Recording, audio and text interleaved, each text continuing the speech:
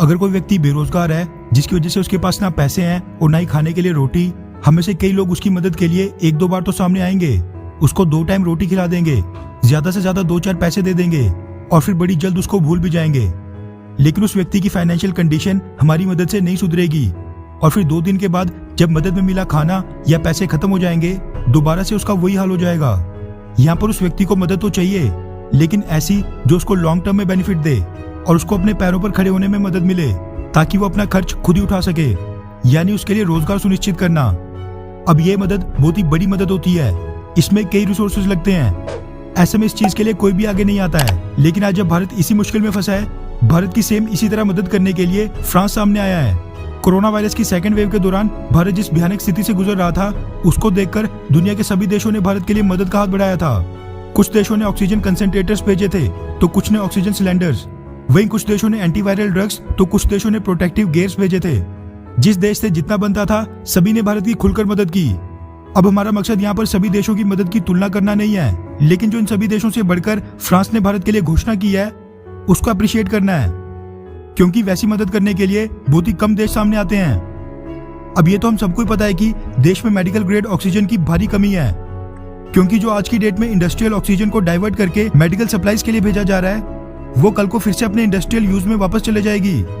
इसलिए इस ऑक्सीजन की कमी को दूर करने के लिए फ्रांस ने बाकी देशों की तरह ऑक्सीजन कंसंट्रेटर्स या सिलेंडर्स भेजने की घोषणा नहीं की है, जो एक बार यूज के बाद खत्म हो जाएं। बल्कि फ्रांस ने तो भारत के लिए अगले 25 सालों तक ऑक्सीजन का जुगाड़ कर दिया है। दरअसल news 18, business standard, economic times और कई मीडिया हाउसेस के वाले से मीडिया रिपोर्ट सामने निकल कर आ रही है कि फ्रांस भारत को मदद के तौर पर बाकी मेडिकल एड के साथ साथ ऑक्सीजन जनरेशन प्लांट्स भी देगा, जो कि अगले 25 सालों तक भारत की सारी ऑक्सीजन जरूरतों को पूरा करेंगे।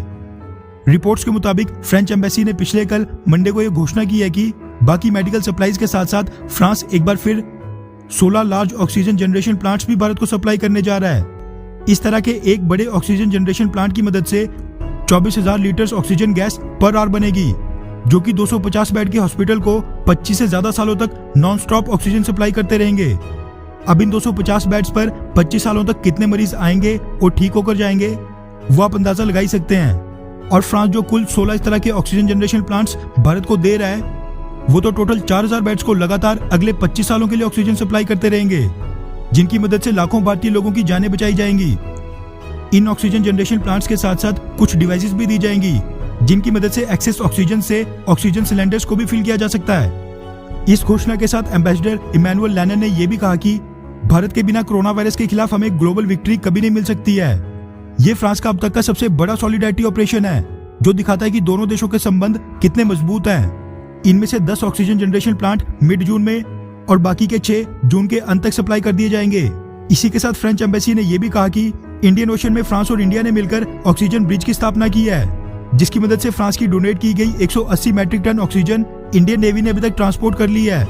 वैसे आपको बता दूं कि इससे पहले अप्रैल के महीने में भी फ्रांस ने इसी तरह के 8 ऐसे और ऑक्सीजन जनरेशन प्लांट्स भारत को दिए थे, और इस बार 16। अब हमारा मकसद यहाँ पर किसी भी देश की मदद को छोटा या फिर बड़ा बताना नहीं है, बल्कि जो France out of the box जाकर भारत की मदद इतनी शिद्दत से कर रहा है, उसकी प्रशंसा करना है। खैर, फ्रांस की इस मदद के लिए भारत की तरफ से एक थैंक यू तो बनता ही है। नीचे कमेंट करके अपनी राय जरूर बताएं।